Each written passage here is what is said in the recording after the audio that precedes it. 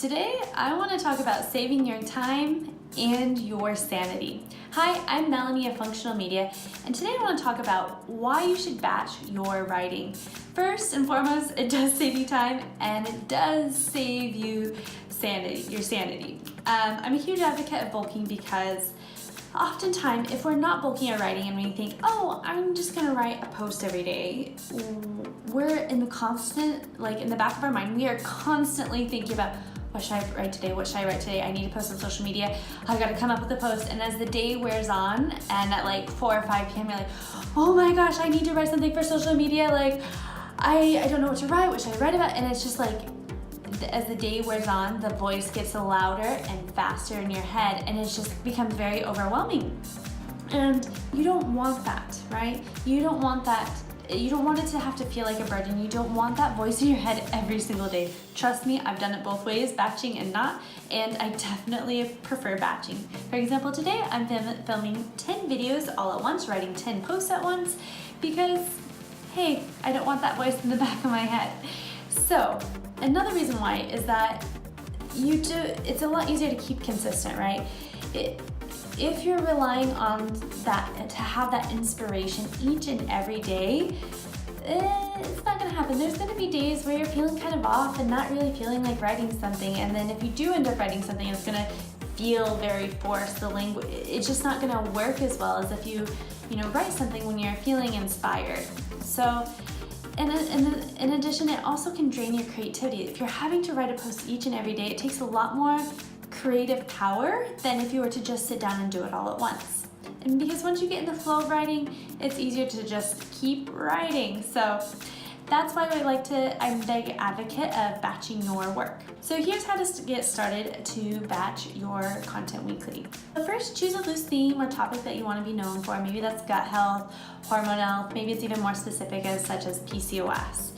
Then what I want you to do is brainstorm 10 different post ideas. Yep, you heard that right. 10 different post ideas that you could potentially write about.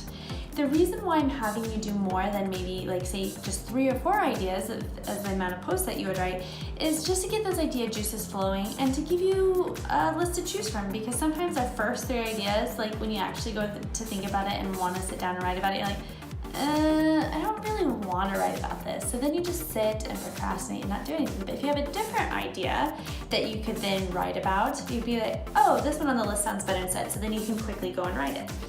I always have a list of potential ideas that I want to talk about, whether it's doing a video or to write, because on some days, some things I'm like, heck yeah, I want to talk about that, or I'm feeling really passionate about that. Others day I'm like, I could care less. I don't really feel like I have anything to say on this topic. So make sure to brainstorm at least 10, and your ideas tend to be better if you're pushing your idea generation skills to the max. Then choose anywhere from 3 to 5 of those ideas that you want to write about, right? You don't have to have a post every day. I suggest, at least 3. That 3 to 5 is a really nice, well-rounded number to have out there. And then all you need to do is sit down and write it. And the thing is once you kind of get the ideas flowing, it's a little bit easier to just sit down and write. I do suggest doing this at your computer so that it goes a lot faster than doing it on your phone. And then all you have to do is schedule it and you're done for the week. No more those thoughts racing in the back of your mind.